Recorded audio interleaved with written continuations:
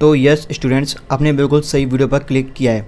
आज की इस वीडियो में मैं आपको ये बताऊंगा कि आपको पॉलिटेक्निक सेमेस्टर एग्जाम्स की तैयारी कैसे करनी है शुरू से, चाहे आप फर्स्ट ईयर में हो, चाहे आप सेकंड ईयर में हो, चाहे आप थर्ड ईयर में हो, ताकि जब आपके एग्ज़ाम नज़दीक आएँ तो आपको बाद में पछतावा ना हो कि हमारे सिलेबस कंप्लीट नहीं है, कि हम अब कैसे पास होंगे।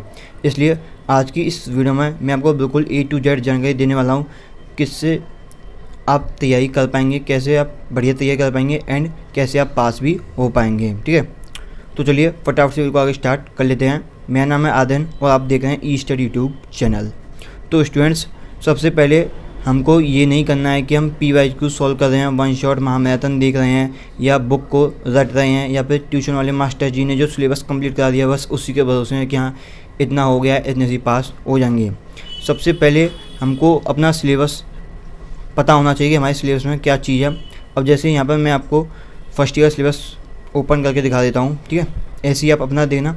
अब जैसे मैं यहाँ पर फर्स्ट सेमेस्टर का ओपन कर लेते हैं सिलेबस, तो यहाँ पर हमको टोटल कितने सब्जेक्ट हैं? 7। ठीक है, तो यहाँ पर हमारे कितने के एग्जाम्स होंगे?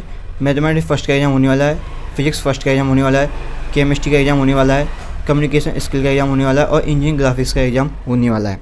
तो यहाँ पर हमको सबसे पहले ये देखना है, जब भी हम किसी सब्जेक्ट को पढ़ रहे होंगे, कि उनका वेटेज, किस यूनिट का वेटेज ज़्यादा है, किसका मार्क्स वेटेज ज़्यादा है, यानी कौन सा पोर्शन सबसे ज़्यादा मार्क्स का आने वाला है। सबसे पहले हमको वह कवर करना चाहिए, ठीक है, ना कि हम शुरू से रटे जा रहे हैं, पहले चैप्टर 1 कर लिया फिर चैप्टर 2 कर रहे हैं।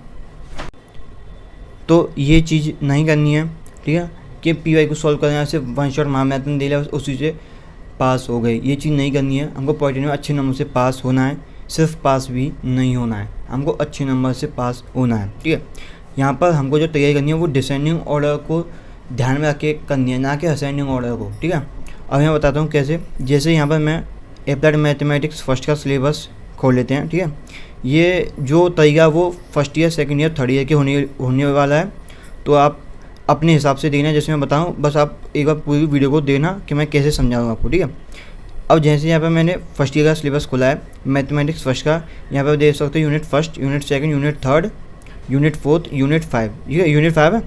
अब यहाँ पर बच्चे क्या करेंगे, कुछ बच्चे क्या करते हैं, पहले ट्रिग्नोमेट्री करेंगे, फिर कैलकुलस करेंगे, फिर पार्शियल फ्रैक्शन करेंगे, फिर बाइनोमियल थ्योरम करेंगे, फिर कॉम्प्लेक्स नंबर करेंगे। ठीक है, या फिर हो सकता है कुछ इजी टॉपिक्स कर लें और कठिन टॉपिक को छोड़ दें। यहाँ पर हमको ऐसा नहीं करना है। ठीक है, मैं बताता हूँ कैसे तैयार करनी है। अब जैसे यहाँ पर ये है अगर मैथ्स का ही है, ठीक है,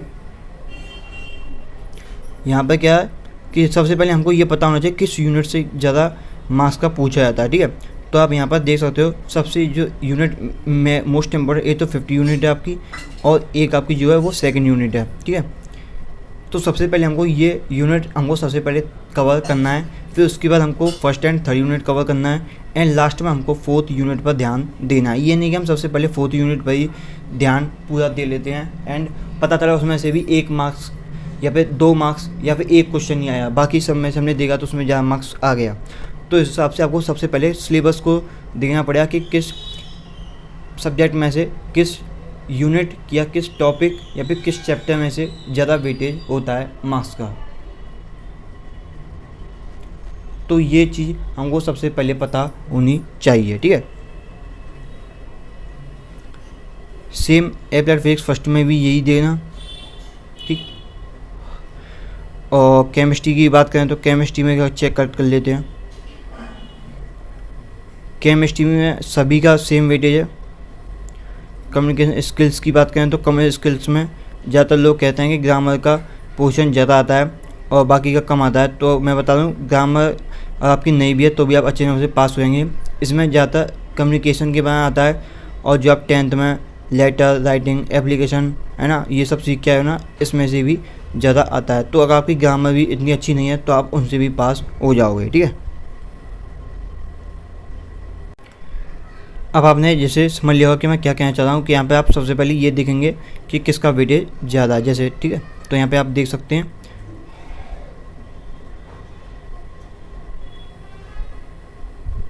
कि यहाँ पर वेटेज किसका सबसे ज़्यादा है।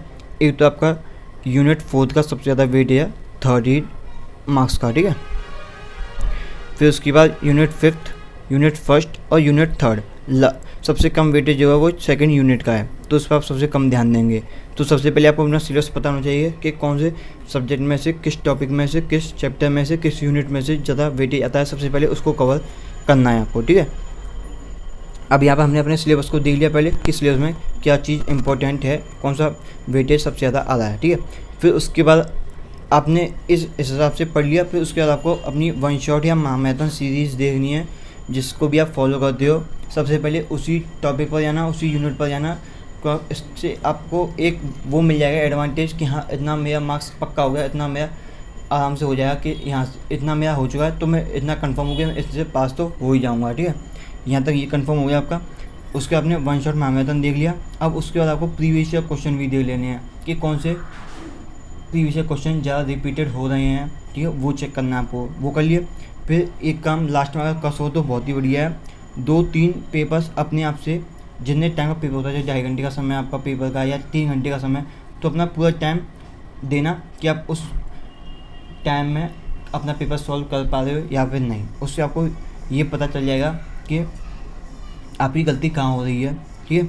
टॉपिक्स चैप्टर पता पड़ेगा कौन सा वीक है, कौन सा स्ट्रॉन्ग है, ठीक है। इससे ये आपका कंफर्म हो जाएगा, ठीक है।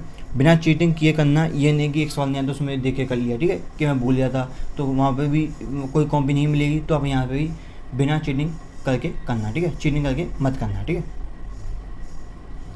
यहाँ तक आई होप आपको ये वीडियो अच्छा लगा हो तो डेफिनेटली लाइक करो, ठीक है।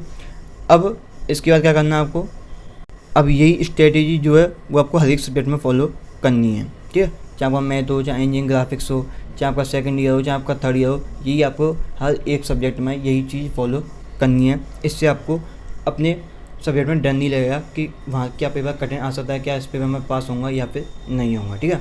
तो सबसे पहले आपको यही चीज़ चेक करनी है, किस सब्जेक्ट या किस टॉपिक या किस यूनिट का वेटेज ज़्यादा आता है, वो हमको कवर होना चाहिए पहले, ठीक है। सबसे पहले आपने सिलेबस समझ लिया। उसके बाद वन शॉट महामैराथन देखिए, उस यूनिट को देखिए जिसकी सबसे ज़्यादा वेटेज आता है, पहले उस पार्ट को कवर करिए। फिर उसके बाद डिसेंडिंग ऑर्डर फॉलो करिए, यानी सबसे पहले सबसे ज़्यादा मार्क्स, फिर कम मार्क्स, फिर कम मार्क्स, फिर कम मार्क्स, फिर उससे भी कम मार्क्स, ऐसे फॉलो करना है, ठीक है। सबसे पहले इंक्रीज में, फिर थोड़ा डिक्रीज, फिर और डिक्रीज, फिर और डिक्रीज, ऐसे फॉलो करना है, ठीक है। फिर PYQs लगाने हैं उसके बाद, ठीक है। फिर ये सब के लिए उसके बाद 2-3 पेपर सॉल्व करके देखो उसी टाइम में, 3 घंटे पेपर और 2.5 घंटा पेपर है, कि उसमें आपको सॉल्व हो पा रहा है या फिर नहीं हो पा रहा है, ठीक है। इससे आपको अपनी गलती पता पड़ेगी, ठीक है। तो ऐसे आपको अपनी फर्स्ट ईयर, सेकंड ईयर और थर्ड ईयर की एग्ज़ाम्स की तैयारी करनी है। आई होप आपको ये स्ट्रेटेजी काफ़ी अच्छी से समझ आई होगी। एंड अगर आप मुझसे कुछ डाउट पूछना चाहते हो तो मेरे इंस्टाग्राम पर आप मैसेज कर सकते हो, वहाँ पर मैं आपको पूरा रिप्लाई देने की कोशिश करूँगा, ठीक है। सो आज की इस वीडियो में इतना ही।